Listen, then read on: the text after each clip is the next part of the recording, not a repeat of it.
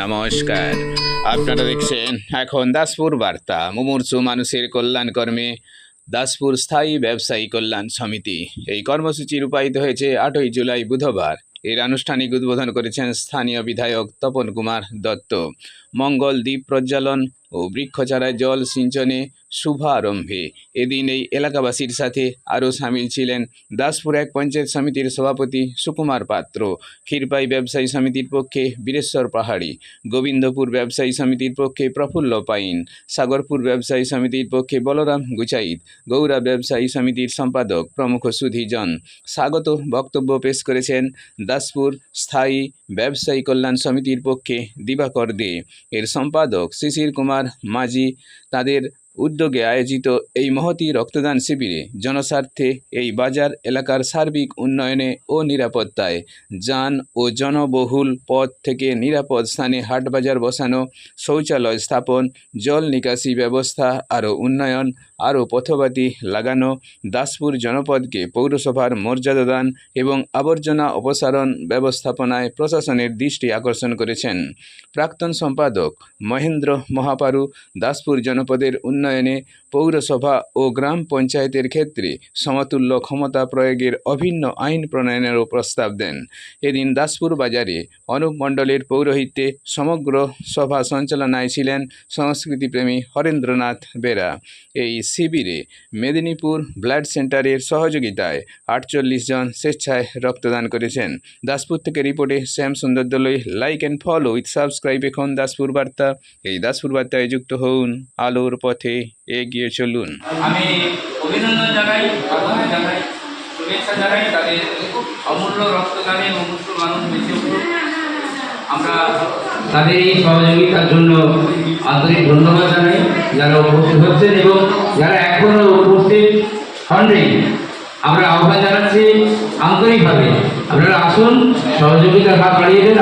আপনাদের কাছে অনুরোধ করব, আপনারা এই মহতি কাজে নিজেদেরকে আত্মনিয়োগ করুন এবং নিজের রক্তদানের মাধ্যমে মুমূর্ষু প্রাণীর জীবন বাঁচান এবং নিজেকে একজন মহৎ মানুষ হিসাবে পরিচয় দিন। যথাস্থানের সম্মান, শ্রদ্ধা, শুভেচ্ছা জানাই। আমরা সবাই কর্মব্যস্ত, কর্মক্লান্তও বটে। বর্তমান অর্থনৈতিক দুনিয়ার সঙ্গে লড়তে গিয়ে আমাদের পরিবারের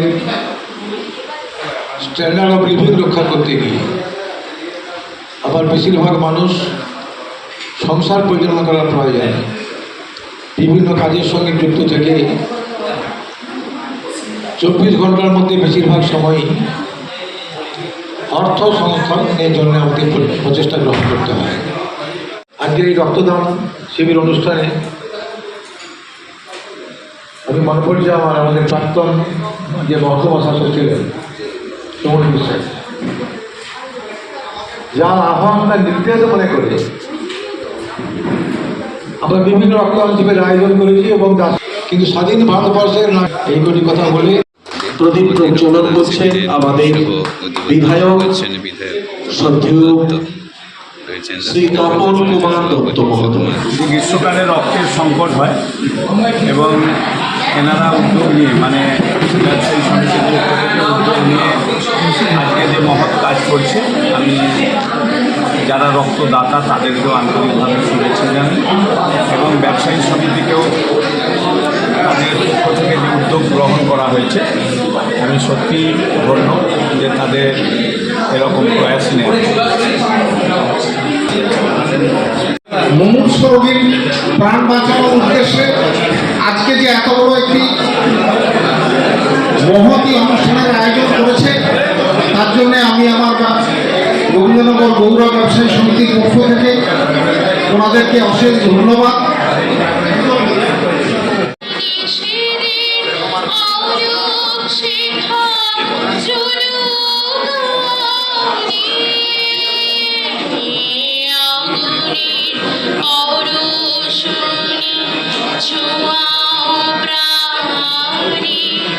প্রত্যেককে আমাদের ব্যবসায়ী সমিতির পক্ষ থেকে অনেক অনেক শুভেচ্ছা ও ধন্যবাদ। অ্যাম্বুলেন্স যেতে পারছে না,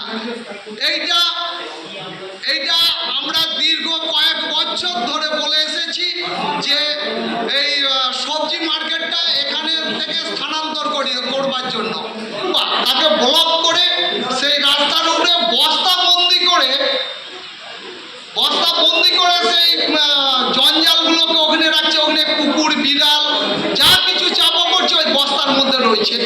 এখানে আমাদের ব্যবসাদার এবং স্থানীয় বাসিন্দা যারা রয়েছে তাদের থাকা এবং ব্যবসা করা দুই খুবই উপক্রম হয়ে পড়েছে তার জন্যে, কিন্তু পরিষ্কার করার তো কেউ নেই। আজকে আপনারা এখান থেকে বেড়ালেই একটু লক্ষ্য রাখবেন যে পরিস্থিতিটা কি। যে সব চাইছে খুবই ভালো লাগছে, কিন্তু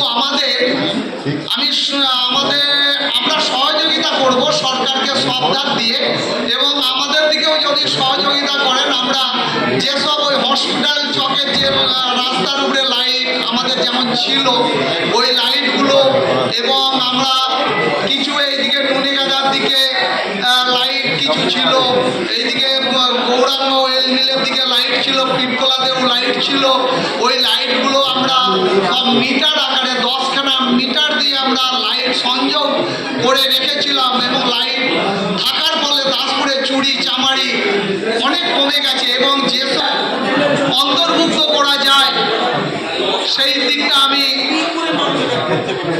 এমএলএ সাহেবকে আমি বলবো একটু দৃষ্টি আকর্ষণ করবেন। আমরা দাসপুরবাসী যেন আমরা ওই পৌরসভার আয়তায় আসতে পারি।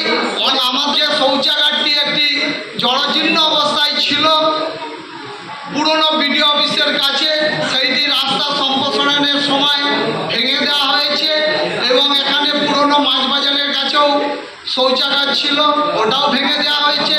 আর একটি বাস স্ট্যান্ডে ছিল, বাস স্ট্যান্ডে রয়েছে, সেটাতে শৌচাগার বলা যায় না, সেটা অন্য কিছু বলা যায়।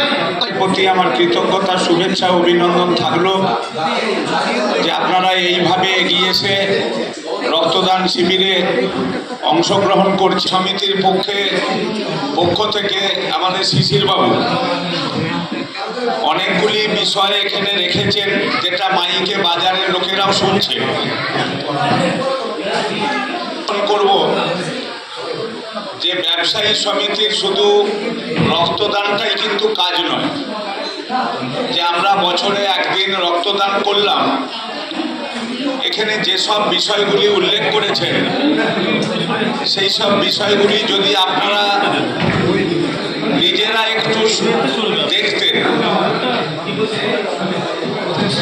আমরা ব্যবসা ছেড়ে দিয়েছে, কে ভ্যাট ফেলছে, আর কে জল নিকাশি করেছে, আর কে বাড়ির 3 ফুট 4 ফুট ছাড়েনি, আমাদের তার পাওয়ার দিতে হবে।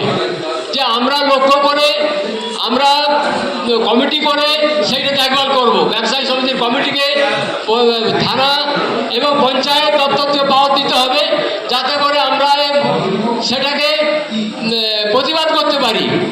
আজকে ট্রেনটি সমস্যা যখন করেছেন, ট্রেনটা নামবে কোথা দিয়ে, সেখান দিয়ে যোগাযোগ আমাদের সাথে কিছুই করেননি আপনারা। ব্যবসা পরিষেবার সাথে রক্তদানের মতো সামাজিক দায়বদ্ধতার লক্ষ্য কী? আমাদের দাসপুর ব্যবসায়ী সমিতি যেভাবে আমরা সোশ্যাল কাজে এগিয়ে চলেছি, এবং আমার এই দাসপুর ব্যবসায়ী সমিতি আমরা ডিস্ট্রিক্ট চেম্বার অফ কমার্সের সঙ্গে যুক্ত। আমি দাসপুর ব্যবসায়ী সমিতির একজন সেক্রেটারি, এবং আমি ডিস্ট্রিক্ট চেম্বার্স অফ কমার্সের ভাইস প্রেসিডেন্ট হিসাবে আমি রয়েছি।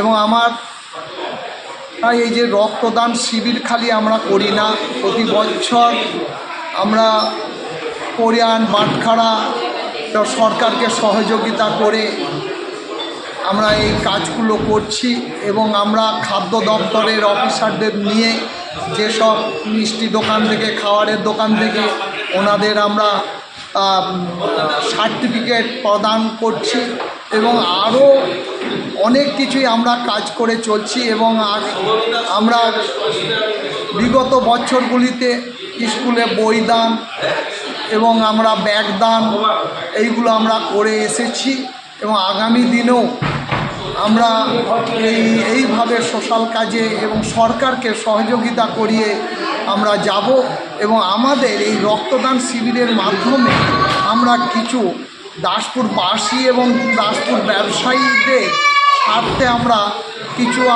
বক্তব্য তুলে ধরেছি আমাদের এমএলএ সাহেব তপন দত্ত মহাশয়ের কাছে এবং অন্যান্য আরও অনেক প্রশাসনিক দপ্তরের যারা ছিলেন তাদের কাছে আমরা তুলে ধরেছি এবং আমাদের দিকে কথা দিয়েছেন এমএলএ সাহেব আগামী দিনে ওনাদের দিকে নিয়ে আমরা ব্যবসায়ী সমিতি একসঙ্গে বসে আমার দাসপুর ব্যবসাদার এবং দাসপুরবাসী এবং দাসপুরে সৌন্দর্য কী করে আনা যায় সেই সব নিয়ে আমরা বসে একটা আলোচনার মধ্যেই এমএলএ সাহেব কোথাও দিয়েছেন উনি আসবেন, উনি সময়ও দিবেন আমাদের সাথে বসে সুষ্ঠুভাবে যাতে দাসপুরকে সৌন্দর্য করা যায় সেই ব্যবস্থা উনি গ্রহণ করবেন আমাদের দিকে এই আশ্বাস দিয়েছেন।